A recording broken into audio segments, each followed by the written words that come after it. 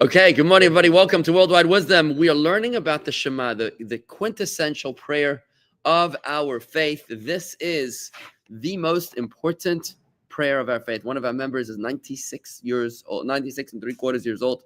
I went to visit him the other day in hospice, and we laid tefillin, and he said the Shema, Shema Yisrael, Adonai Eloheinu Adonai Echad. He said it with so much passion, so much devotion. He said it so slowly and so beautifully.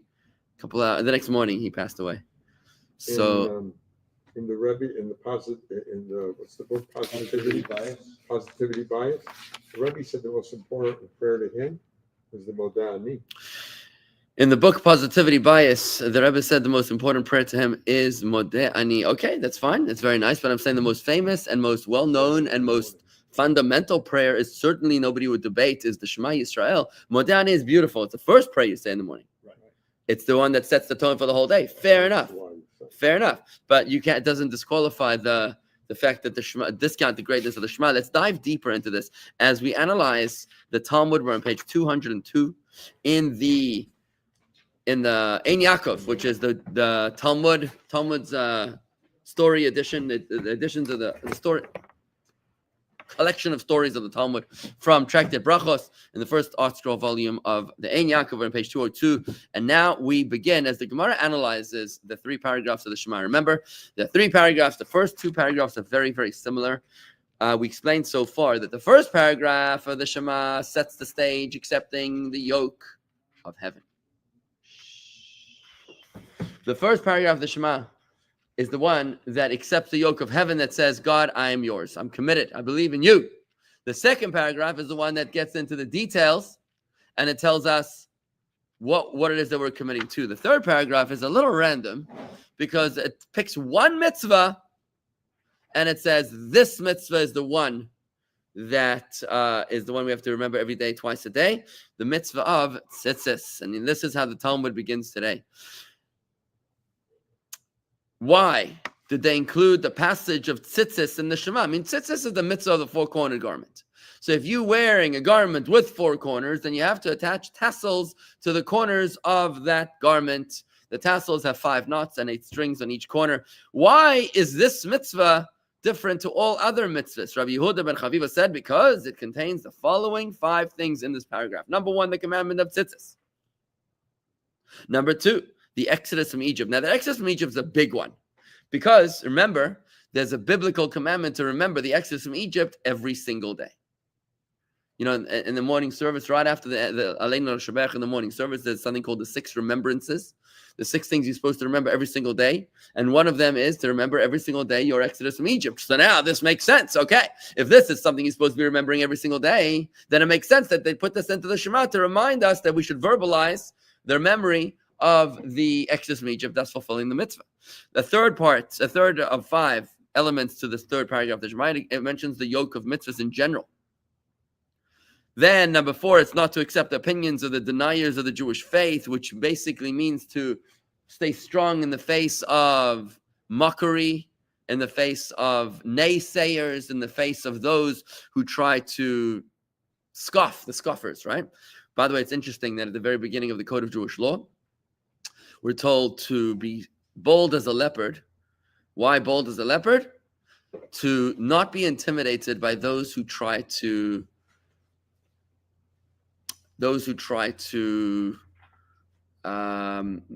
emotionally manipulate us into downplaying our faith. You believe in that stuff? What did the rabbi do to you? You know, those are the scoffers that they're gaslighting effectively. They're causing you to doubt your own sanity, right? They're undermining your faith. They're making fun. Who destroyed the true, and really, where's that coming from? It's coming from their own insecurity, by the way. That's what it's coming from. It's because they know that their faith is pathetic or in a state of absolute chaos, and therefore they get intimidated by seeing the strength of your faith. So if they can make you weaken your faith, then they'll feel better about their own faith. You know, nothing helps a bad mood like spreading it. So nothing helps negativity like making sure that somebody else is also negative. Is what? Misery likes company. Yes, right. So these are the people who distort the true meaning of Torah in order to preach falsehood and idolatry. And finally, the fifth of the five elements of the third paragraph of the Shema is the requirement to avoid sinful, immoral thoughts and the requirement to avoid idolatrous thoughts. Did you even know that this was a thing, folks? Did you even know that thinking the wrong thoughts is not a good idea? I mean, seriously, what did I do wrong, Rabbi? I didn't hurt anybody. I mean, this is very, very intense right now because look at what just happened. I mean, how does this paragraph, the third paragraph of the Shema, affect your relationship with the internet right now? How does this third paragraph of the Shema affect your relationship with your cell phone? Just think about this. Cell phones have transformed our lives. I tell people that ask me about what age they should give their kids a cell phone, a smartphone. Good answer, Marty. 20, he says, right? So, Mark, it's not only Jews who weaken your faith, but it's even, of course, the non-Jews. Anybody who weakens your faith, you should not be intimidated by. Good morning, Terry from Atlanta, and Leah from New York, and Amy from Palm Beach and Corey too, and Peter. I'm not sure where you're from. Welcome. So, I tell people who ask me about what age they should give the kids a smartphone. I say, at the age that you're willing to no longer be the center of your children's lives. 20 is too young. 20 is too young. Yeah, look, it's very, very hard. I think we have a test today that no other previous generation ever had, obviously, which is, but all my friends have it. And now the teachers are assigning homework at 10 p.m. on the cell phone, right? And I'm not going to know the assignment is. And I'm like, that's actually a good thing. I don't want you getting assignments at 10 p.m. Better. So it's very hard. It's very, very hard to keep your kids away from smartphones. But, this is the reality we've got to struggle with as parents, that you've got to figure out that the moment they get that smartphone, they're going to be trying to get away from you so they can be with their phone and do whatever they need to do with their phone. So now, how does that get affected by what we just learned about the five elements of the third paragraph of the Shema? For starters, it's what you see, right? We said, did we mention seeing? No, we didn't mention seeing. Oh, that was one of the five things. Sorry, but it was it's an ancillary. Let me read you the third paragraph of the Shema. So we got it nice and clear here. Let me read it to you here. Bear with me a moment, folks. Here it is. The Lord spoke to Moses, saying, "Speak to the children of Israel and tell them." So far, so good, right? We're doing well. Speak to the children of Israel and tell them. Okay, here goes. To make for themselves fringes in the corners of their garments throughout their generations, and to attach a thread of blue on the fringe of each corner. Let's just talk about this for a moment. What's the thread of blue? I don't have a thread of blue. What's the thread of blue? It's called techelet. Techelet is a color, and it's a color that apparently it does exist. We just don't know what it is. Supposedly, there's a snail or a mollusk or something that comes out of the ocean once every 70 years, and its blood is blue, and it's a dye, and you use that dye to make the blueness, the blue color of the string of the tzitzis. Now, if you go to Israel, you'll see a lot of people that wear this blue string because they claim they know what it is. If I'm not mistaken, I went to that amazing aquarium here in South Florida, Miami. It's called the Frost Museum of Science. Amazing aquarium. And there they have, my son showed me, there's like a certain mollusk. I forget what it's called. He would know. It's a certain kind of sea creature that blood is blue. And apparently it only makes an appearance out of the ocean every couple of decades. Something like that. So maybe that's what it is. Anyways, so the reason people like myself don't wear it, we only have a white tzitzis, is because we don't think we know what it is. And if you don't know what it is, here you see my tzitzis, this is it, but it's all white, see? So if you don't know what it is, then, when in doubt, go with that. So they shall be to you as tzitzis, and you shall look upon them. This is it. And you shall look upon them and remember. It's very important. You are deeply, profoundly influenced. I think we spoke about this in the last class, that you're deeply, profoundly influenced by what you see. Visuals, right? And remember, when you see the tzitzis, you'll remember all the commandments of the Lord and fulfill them. Why will that be? Why will you see the tzitzis and remember all the commandments of the Lord? Because the word tzitzis has the numerical value of 600 in Hebrew, plus 8 strings and 5 knots is 613. So when you see the tzitzis, you'll remember the 613 obligations and responsibilities. And you will not follow after your heart and after your eyes, by which you go astray. So that, in other words, you'll be looking at the right things instead of the wrong things. That's what it's saying so far. So that you may remember and fulfill all my commandments. And be holy to your God. So far we mentioned the commandment of tzitzis. and the yoke of mitzvahs. I am the Lord your God who brought you out of the land of Egypt to be your God. I am the Lord. I, the Lord, am your God. True, MS. So let's cover. We did the commandment of tzitzis, the exodus from Egypt, the yoke of the mitzvahs we did. What about not to accept the opinions of the deniers of the Jewish faith? Did that come up here somewhere? Did I miss it? I guess what when it says, and you shall not, you'll not follow after your heart and after your eyes by which you go astray. Again, your eyes lead you astray. So maybe that's a reference to those that are trying to mislead you away from faith. Perhaps that's what it means. I'm sure the Talmud will explain this. And then it says, again, sinful and immoral thoughts was the final point, which is obviously right. You want to make sure the visuals keep you on track. So if you just talk about this in terms of the relationship with our cell phone. So here you are, you think you're minding your own business, you're not hurting anybody. What sin could I possibly be doing? Well, if you go to the wrong website, first of all, your visual is actually going to, if you look at the things you should not be looking at, then what happens is that it actually engraves an imprint upon your soul. It's very subtle, it's very sensitive. It's kind of like brain surgery, Brain surgery is, you got to be much more careful with your brain surgeon than you are with your mechanic, right? Brain surgeons got zero margin of error. Mechanic, within five centimeters is okay, right? Doesn't really matter. But 5 centimeters error margin in the brain is obviously a problem. When it comes to the eyes are the windows of the soul. They're the most sensitive elements of a person. In fact, the Rebbe says that you should be very careful not to show little children, toddlers, pictures of non-kosher animals. Have you ever heard of this? No. Yeah. Don't have a pig in your house. Yes, you shouldn't have a pig in your house, but you shouldn't even show them picture books. You shouldn't even show them picture books, Steve, of pigs or of donkeys or of non-kosher animals. Why? Because the visual of a non-kosher animal is already going to impress their soul at the very impressionable age of which they're at. They see a cowboy movie on horses. You can't show them pictures. Well, I want to tell you, you're talking about a cowboy movie. I'll tell you, I didn't even have a TV in my house for that reason. And some people look at me like I'm positively primitive. But absolutely, I refuse to allow a television into my home, which will bring into my house the jorah. You know what jorah is? It's a Hebrew slang, which means the trash of society. It's like the lowest common denominator of society. If it bleeds, it reads. I mean, why would you want to bring that into your house? If you have a TV. Ever ridden a camel? I can't say that I have actually ridden a camel, but I might have thought about riding a camel. I've ridden a camel. Do your kids go to the zoo? Yes, we go to the zoo. And you don't look at, so you should look at any of those animals. You're all So you're trained. going to see non-kosher Look, animals. look, fair enough. Okay, fair enough. I'm being all right. Fine. I'm being criticized. Fair enough. Fair enough. You got a good point. No, you're right. Look. No. You're right. You're absolutely right. The thing is like this. The question is, you can't avoid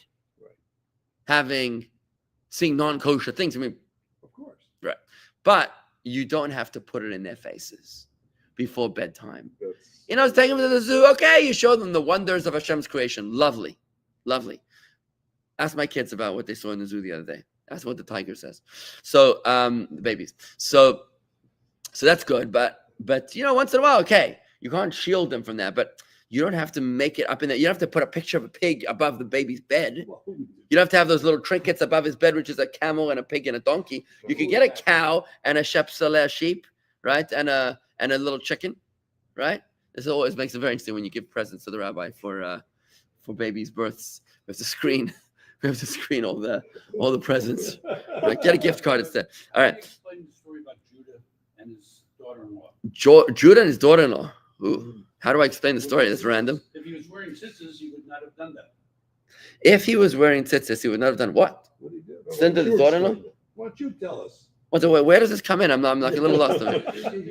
Maybe I had the wrong person who had Tzitzis. a relationship with his daughter-in-law. First of all, the Torah wasn't given yet. So he didn't have an obligation to do mitzvah, to do tzitzis. He knew. I don't know what he knew. I don't know. I didn't get the memo. I'm not sure what he knew. Jacob knew the whole time. I don't know. Look, it's all random, Steve. I'm not sure. I don't know. But I want to focus on idolatrous thoughts. I'm still talking about the visuals right now. But folks, when you think immoral thoughts, that's also a sin of which we're supposed to remember every single day, not once or twice. Now, OMG, that's a good response. Okay, the guy's like he's got a headache, right? But folks, seriously, I want you to realize what we're talking about here. And this is a major, major theme of Tanya. Major theme of Tanya. It's like this. You have to control your thoughts because thoughts become things. Thoughts become things. Thoughts is a thought. Now, the general way it works is you're supposed to, I wouldn't say most, but the way it's supposed to work is you're supposed to think before you speak. There are some people that do it the other way around. Right. But the way it's supposed to work, you're supposed to think, then you speak, and then you act. TSA, thought, speech, action. These are the three garments of our soul. I'm glad that Mark likes my sweater. The garments of the soul are thought, speech, and action. I'd rather you compliment my soul garments than my body garments, but hey, I'll take it. So my point is over here is that you only have three garments of your soul. There's only three forms of expression: thought, speech, and action. There's no other way to manifest your soul, to express your soul in this physical world. Now, remember, what is your soul? Remember, Tanya, basic Tanya, what is your soul? Your soul's essence is intellect, wisdom, and emotion. Wisdom and feelings. That's the essence of your soul. When people tell me they don't have a soul, I'm like, you don't. What you think is a soul is not what I think is a soul. The Torah tells us that your soul is your feelings and your understandings. Wisdom and feelings. That's your soul. But how do you express your wisdom and your feelings? Through thought, speech, and action. So when Elise Stefanik stood up yesterday and she said that she believes the United Nations ambassador, American ambassador to the United Nations, that she asserts the Jewish sovereignty of Judea and Samaria by biblical right, that's amazing. We have the biblical title deed to Judea and Samaria, to what they erroneously call the West Bank. Here she's taking an emotion or an intellectual observation, and she's manifesting it on television in front of the whole world through speech. So now if she didn't speak, you would never know about it, because it needs to dress up in the soul garment, right? It needs to dress up in the soul garment, right? So in the same way, thought, speech, and action are the garments of the soul, but the most sensitive of those three is your thoughts. When you're thinking something, we learned this recently in Tanya chapter 8, when you're thinking the wrong thoughts, then it actually, what do your clothes do to you? Let me ask you a question. What do your clothes, when you dress up in a certain way, what does it do to you? It makes you feel differently, right? So when you dress trashy, you feel trashy. When you dress dignified, you feel dignified, right? You wouldn't go to the presidential inauguration, right? The most awesome transfer of power in the most. Shorts. You wouldn't go in shorts, exactly. Yeah. What would happen? John Fetterman. Somebody showed up in shorts? Really? Yeah. OMG. Yeah. Was that some sort of a? No, that's how he does. That's his style. That's his shtick. Okay, fine. All right, I guess. So, all right, fine. Okay, fine. So, all right. So that kind of ruins my argument, but I was going to say that you wouldn't show up in shorts because. If you didn't have bad thoughts, then you couldn't be a Beinoni. Oh, very good. I want to get to that in a moment. Just please make sure that I don't forget what you're about to say, what you just said. I want to make sure I want to get to that. Okay. I should keep a pen with me so I can remember what I'm saying, and a paper. Thanks. Yeah. So hang on. So here's what I'm saying. That sorry. So the way you dress is the way you feel. Your clothing maketh the man, right? So the person who dresses like a plumber feels like a plumber. The person who dresses like a senator, one of our members of our show is now going to be the ambassador to Croatia. Just appointed.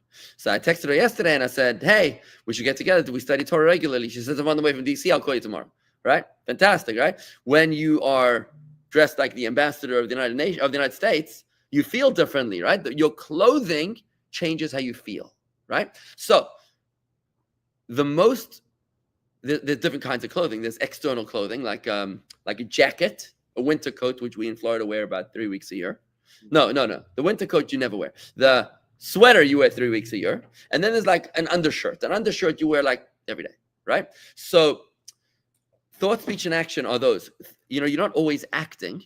You're not always doing things. You do sometimes you're wearing your action garment. Sometimes you're not wearing an action garment. I'm not doing nothing. I'm doing absolutely nothing. If you ever want to attract your wife's attention, you know what you have to do? Walk around naked. Just do nothing. Just do nothing. If you do nothing, just do nothing. Should we finding something for you to do, right? So action is a garment that you can don or divest at will, right?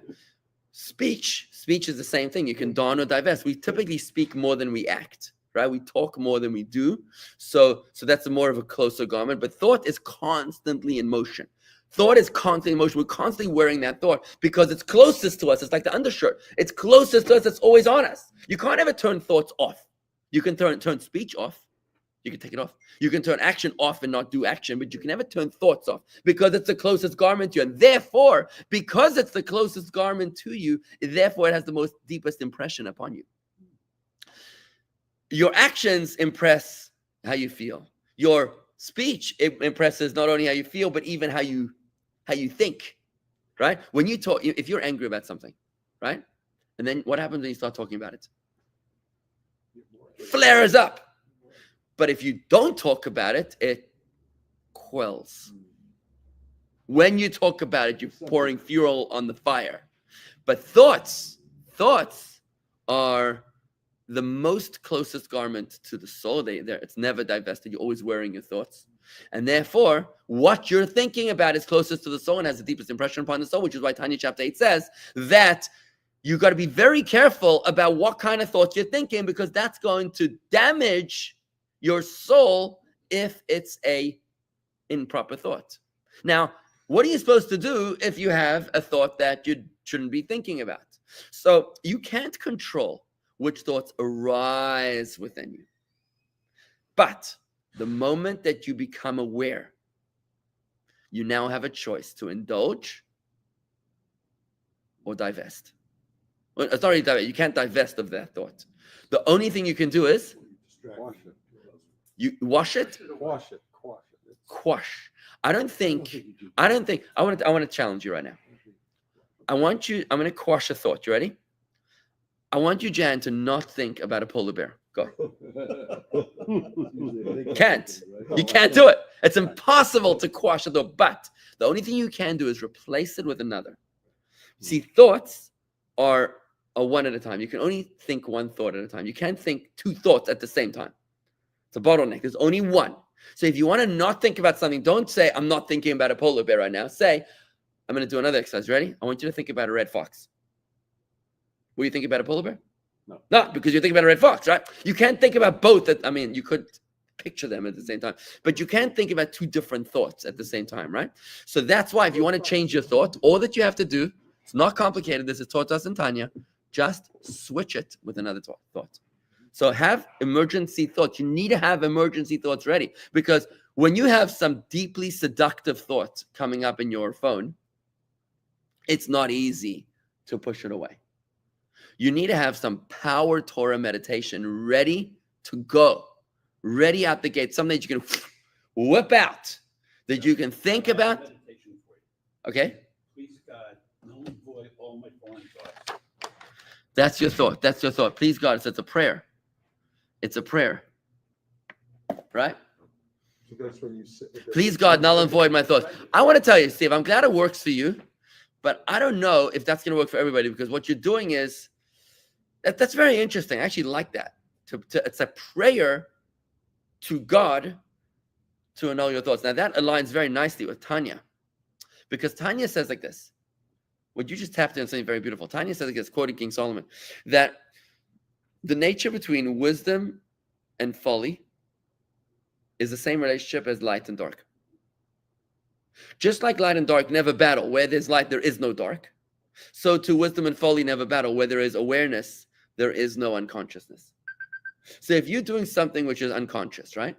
If you're doing something which is counterintuitive, it's not healthy, it's not good for you, it's not good for your soul. If that's what you're doing and you arouse wisdom or truth or awareness, like let's say, I'll give you an example, like extreme example. Let's say a person's struggling with infidelity, maybe porn or something, right? And then his wife walks into the room. What happens? She joins him. Oi, forgive me. Sorry. Marty closes the laptop. Right. The whole thought becomes like unacceptable. I would think that that's not you wouldn't be able to tolerate it, because it's just your wife. This is the person that you love. This is truth. This is commitment. And this is temporary insanity. I'm going to call it temporary insanity because I might feel good for a short term. But really, it's the dumbest thing you could ever do.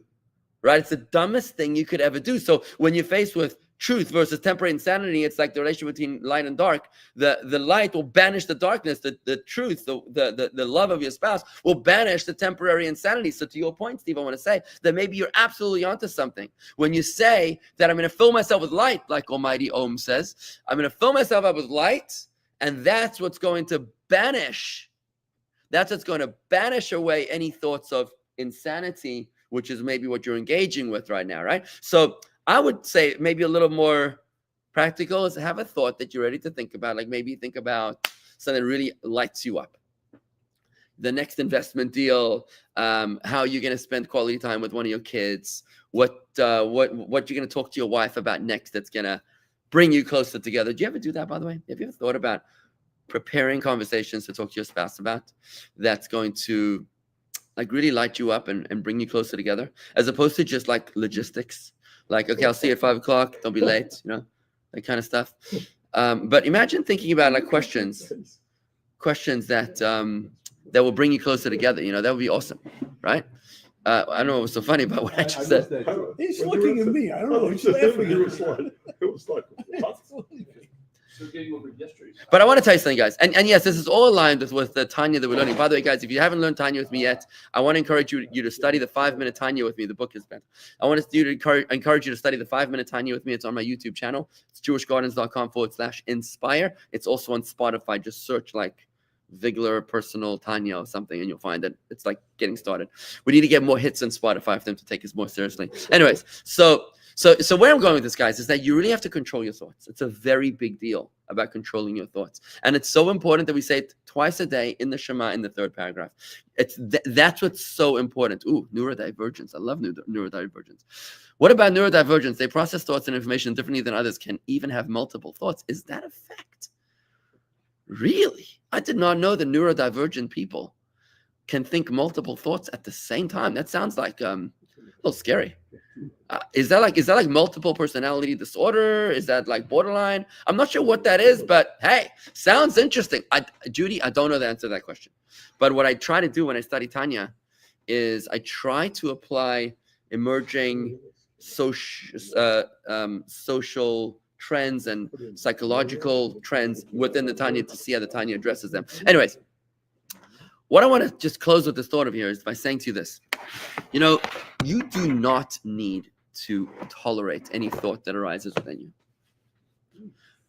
You don't. And there's a beautiful story about this where I believe it was maybe the Baal Shem Tov, maybe the Maggid of Mezrich, the early Hasidic masters, who one of the students came to them and said, how can I possibly control my thoughts?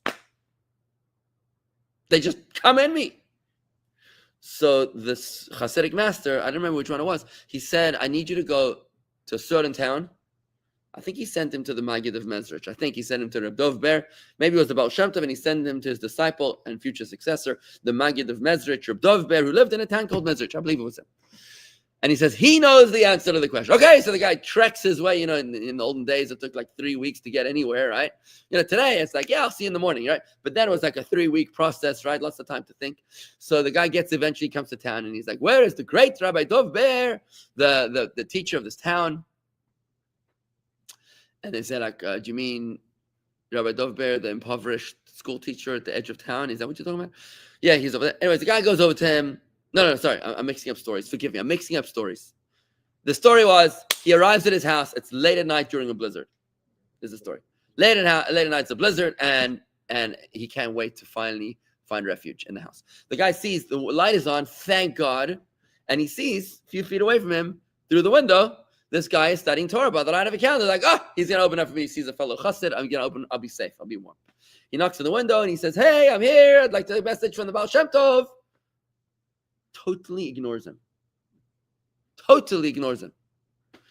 And the guy's like knocking on the door. There's sleet and blizzard going on, and he's like trying to stay alive, and he's freezing, he's shivering. Eventually he notices this guy is either engrossed in another planet or he is deliberately ignoring him. Either way, the guy's freezing outside. So he sits out there for like, I don't know, 45 minutes, maybe an hour. I don't know the details of the story, but eventually he keeps on like, limping, what's the word? Whatever. He keeps on knocking on the door. And eventually, after whatever amount of time, the guy opens up. He says, "Welcome, my guest, a fellow chassid. Welcome to my home." This guy's drenched, freeze to the bone. And as he sees him, he says, "Thank you for welcoming me to your home, but why couldn't you open the door for me an hour and a half ago when I got here?" So the Rabbi Dovid says to him, "I'm the master of my home. Whom I wish to admit, I allow, and whom I wish to deny, I don't."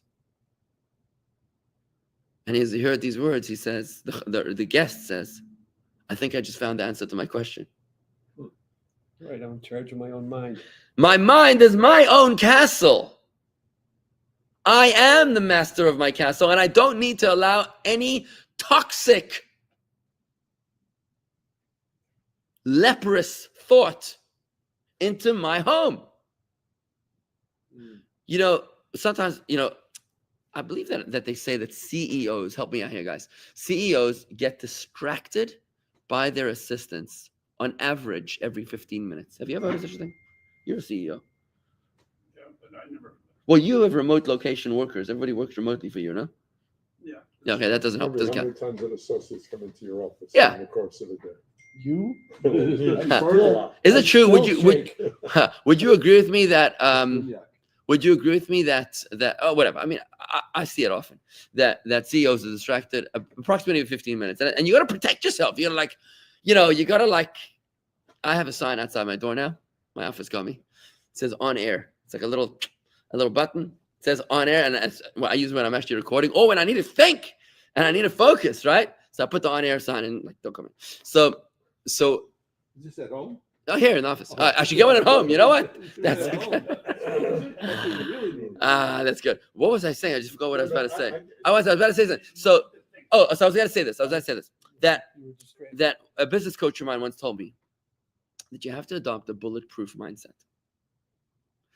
I love that mentality, that analogy that he gave me. You have to adopt a bulletproof mindset, which means it's one thing to wear bulletproof on your body when you're in a war zone. But guess what? Life is a war zone, and the battlefield is right here. And when you are protecting your assets, you need to make sure that you've got a bulletproof protection around your assets.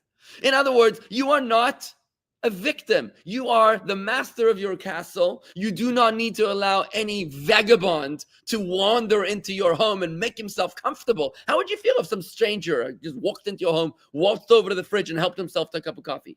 Why would you allow that in your own mind? You cannot tolerate that in your own mind. You need to adopt a bulletproof mindset and say, look, thoughts can arise in my mind. Yes, indeed. April. Thoughts can arise in your mind, and maybe God is planting those thoughts in your mind. The question is, you are the decider of whether you're going to dwell on those thoughts or not. And once you make that decision, once you hit the moment of consciousness, you can never turn back. Once you're aware, you can never turn back. You now are aware. Okay, so now from this point on, it's going to be either a sinful thought, toxic, or it's going to be a positive thought that's going to lift you up and light you up. And that's your decision. Remember, it is the closest garment of the three soul garments, and it's going to have a profound impression upon you.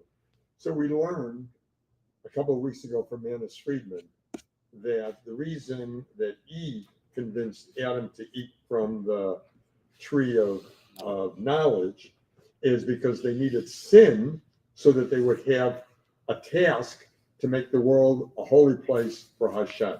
Okay. So don't we need, just like they needed sin to be able to turn the world holy, we need the camel. Viewers, if the online viewers, can you tell me, did you hear the question? Just give me a thumbs up if you heard the question, if you need me to repeat the question. In the same way, we need the camel, the pig, the porn, so that we have a challenge as a Beinoni to overcome it. Okay. So rather than close the computer on the porn, if it comes to us, we ought to Okay, I'm going to repeat the face question. it so that we can overcome it. It's funny, 50-50. Half the people heard your question, half the people didn't. That's interesting. So the question was asked, aren't we put into this world in order to be tested? Aren't we put into this world in order to experience dysfunction and then to fix it? This was actually a question that King David asked of God Almighty, which was immortalized in Leonard Cohen's Hallelujah. Hallelujah. Right. What happened? What happened was that King David asked of God, why is it that in our prayers we say God of Abraham, God of Isaac, and God of Jacob in the daily Amidah prayer, and we don't say God of David? God answered him, the reason is because they were tested and you were not. Well, then, says David, test me, my Lord. And David falls into slumber. When he wakes up, he goes up to the roof and he gets a desire. April, there's your thought placed into his head. He gets a desire to go shooting. So he goes up, takes out his bow and arrow, and he sees a bird, which really was a Satan in the form of a bird. And the bird flies in front of a teepee, and he misses the bird. He hits the teepee, and the teepee exposes a beautiful woman. Her name was Bathsheba, and she drew the hallelujah from his lips. Right? She became, and from his lips, she drew the hallelujah. She eventually married him. Right, and that was a sin at the time because she was not eligible at the time. But it's good to be king because he made her eligible. Yeah, he made her eligible. It was like a retroactive eligibility. It wasn't all very acceptable. But yeah, that's what he did. I mean, it's a fact of the matter. So David was then tested, and apparently he didn't do that well. He didn't. Look, it's complicated because the Talmud says anybody who says that David sinned is making an error. The Talmud says, but on the other hand, the context of the story says, like, listen, God was showing him, you don't want to be tested because you barely even passed this one, right? So, what I'm saying to you, Robert, is that in the Torah, in the morning prayers, we say every single morning here we say, "Al Tavi'eni Lideini Soyan," God Almighty. We say, please.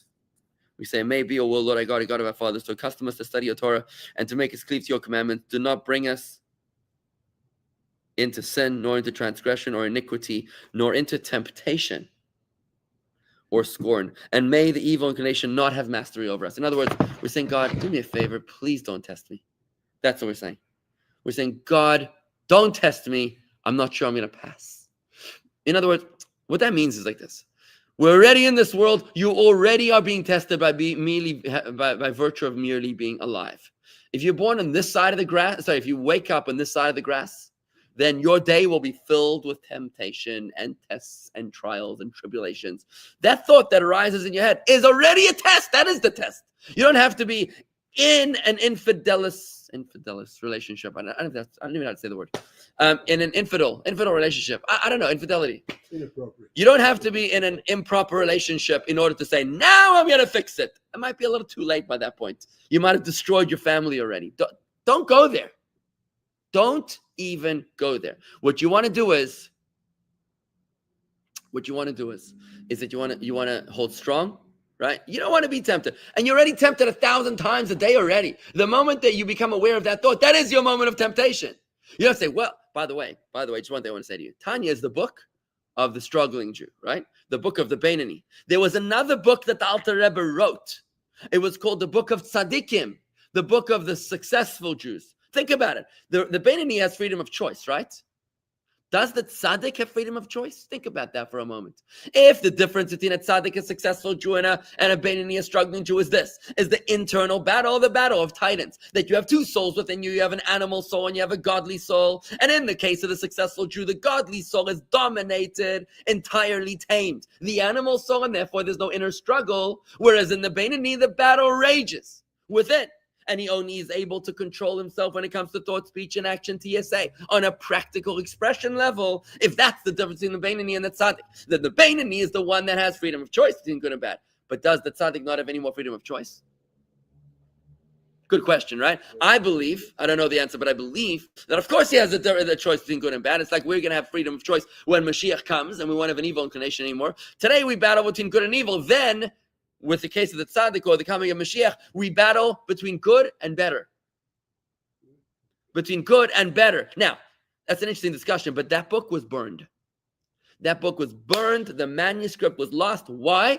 Apparently, we didn't need the book. Apparently, Hasidim say that we weren't worthy of that particular manuscript, right? In that book, apparently it said that the Alter Rebbe said, now I don't know this for sure because I've never seen the manuscript, but so I've heard, that the Alter Rebbe writes in the book of Tzaddikim that a tzaddik is the one who no longer has the evil inclination, right? He's tamed his horse. His horse is the one that wins the Kentucky Derby. His horse is not the one that's running amok like a bull in a china shop. His one is so trained that he does exactly aligned, streamlined with the rider, right? So he is no longer afraid that his horse is going to rebel. So what does he do? There's no killer whale from Shamu, from SeaWorld. This is a horse that then never kills its trainer, right? The tzaddik is the one that engages with sin in order to fix it, because he knows he's never going to be sucked into the quicksand. But don't you dare try that at home if you're a Beinoni still. If you try to engage with sin, you're gonna slide so fast you won't even know what hit you, right? And that's why, in closing here, folks, there's so many comments. I want to address them in a moment. In closing, I want to say that you are the master of your household. You're the master of your castle. Defend your thoughts with a bulletproof vest. You cannot control the thoughts that come into your mind, but you can control the thoughts that stay in your mind, and that's the bottom line. You can't control the thoughts that come into your mind, but you can control the thoughts that stay in your mind. And how can you actually control the thoughts that come into your mind? Third paragraph of the Shema, watch what you're looking at. Guard your eyes. There's actually an organization, I believe, called guardyoureyes.org. Check it out. Guardyoureyes.org. I think that's what it's called. It's all about protecting yourself from inappropriate and toxic images on the internet. You should take a look. But if you guard your eyes, you might not come into a problem. You might not come into a problem. And I want to say this. You know those you've heard of these stories of religious Jews that don't want to sit next to women on a bus or on an airplane. I mean, it's a little off-putting a little bit when you hear about a guy on a plane. Actually, I read a story just yesterday. Oh my God, it was an amazing story. If you fly LL's a whole experience. There's like minions going on. There's people like filling throughout the plane. The LL pilot, he says, when he lands, every landing always late. He says, I'd like to wish you welcome to Israel, to all our passengers, to all our passengers who are sitting down. I'd like to wish you a happy Xmas, and to those who are standing, I'd like to wish you a happy Hanukkah. Right? It's like a whole experience, The air hostess, she asks the passenger, so, sir, would you like your dinner? So he says, what are my options? Yes or no? It's customer service, LL style, right? So why am I saying LL? Because what was I about to say? LL. I was about to say about LL and flying to Israel. Shoot, I just lost my thought. Sitting next to. Right. So over there, there's thank you there. So sometimes it happens that a religious person will say, well, could you move your seat because I can't sit next to a woman? And it's like, hello, why are you imposing your religious values on me? Like, buy 3 seats. Like, what do you want from me? Buy 2 seats. I don't know. Just buy the bulkhead. Go first class. I don't know. So it could be very offensive. It's obviously not what you say, but how you say. Why are they doing this? Why are these people doing it? Maybe they can't handle it. Maybe they're trying to guard their eyes. Maybe they're so sexually sensitized. Now, I know this might be a little out of the box. Just bear with me a moment. Maybe they're so sexually sensitized that they're actually not able to handle it. Look, I'll give you an example. Like I wouldn't have a barber or a massage therapist that's female, or a chiropractor, because, it's not appropriate. Do you know what I mean? But when you have, these teenagers that say, yeah, we go on camping trips, boys and girls together, and we share, we share everything. We share sleeping bag. What does that say about your relationships, your sexuality? It says that a part of your sexuality is dead. That's what it means, that you no longer get excited about things that you should be getting excited about, right? And maybe if you didn't show it all out, then there would be more sensitivity there, right? Anyways, what I'm trying to say is not what you say, but it's how you say it that matters, right? It's a very sensitive topic here, right? But there was an amazing story here, which happened apparently maybe a few months ago, where a guy was sitting on a plane and he was like, very innocent, and he said to the woman next to him, listen, he's a yeshiva student or something. He's like, I'm sorry, I can't sit next to you. Do you mind switching seats or something? And she was like, go jump in the lake. Anyways, the lady behind him says, I'll switch with you. I'm sitting next to him. Here, you can whatever, fine, LL, all right? So she said, but I need you to do me a favor. She said, look, I'm not religious, but I need you to do me a favor. My daughter's a hostage in Gaza, and I'd like you to pray for her every single day. This is the deal. I'll pray for her every day. And took the day and we pray for her. Apparently, this girl was the one of the girls that was released this past Shabbos. Just a nice story, you know. It's like an interesting story, you know. Anyways, why am I saying this? Is because maybe there is something to it. I'm not condoning imposing your religious values on other people. It's not what I'm suggesting. But what I am saying is that, and maybe it's not what you say, but how you say it that matters more than anything else. But what I'm saying is that maybe we should be a little bit more careful with what we look at.